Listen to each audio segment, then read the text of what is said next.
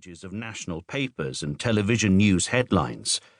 The shocking and ritualistic nature of the Ripper murders was recounted extensively and feverishly, and while almost all the victims appeared then to be prostitutes, press coverage began to refer to a climate of fear affecting all women in the country, respectable ladies, as well as those who worked the streets. For a young reporter with ambitions, Yorkshire was unquestionably the place to be.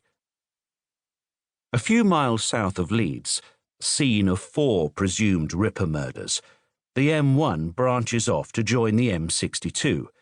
Foot pressed hard to the floor, I urged the overburdened little car up the exit slope and on towards Bradford, the location for 2 more. Even under a softening blanket of snow, Bradford appeared grim, a shabby city grown out of its mill-town roots and falling on increasingly desperate times.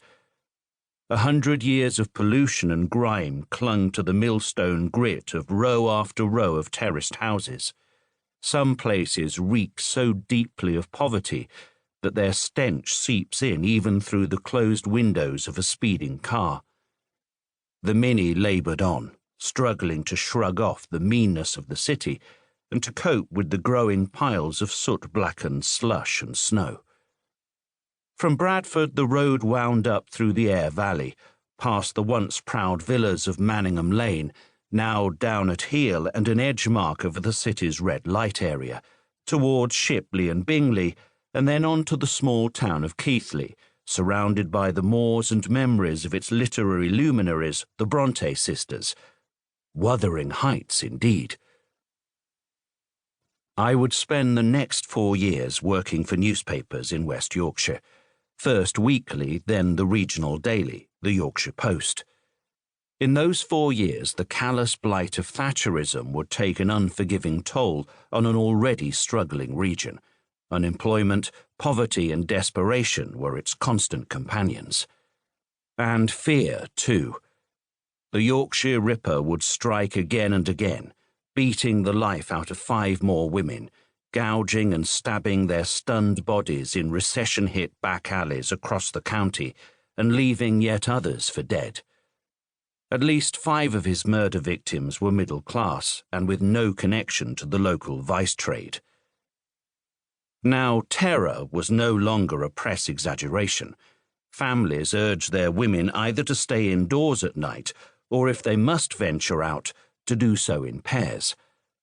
Darkness comes early in the northern winter. By mid-afternoon there was, in those Ripper years, a palpable tension in the streets. That fear was heightened by the seeming powerlessness of West Yorkshire Police's Ripper Squad to catch their quarry. The largest manhunt in British criminal history was played out very publicly, in newspapers, on television and radio, day in and day out. Poster campaigns, public appeals, telephone hotlines. Nothing brought the detectives closer to the serial killer stalking Yorkshire's streets. And then it was over. On the 3rd of January 1981, exactly 3 years and 3 days since I had arrived in Yorkshire, police issued the good news. A man they believed to be the Ripper was in custody. Television news played footage of senior detectives smiling and relaxing for the first time. The time for fear was over.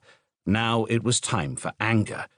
Crowds, baying for blood and revenge, crowded round police stations and flocked to the magistrates' court, where Peter William Sutcliffe, a 34-year-old lorry driver from Bradford, was first arraigned. Under English law, after someone is charged, almost nothing about the alleged criminal can be published.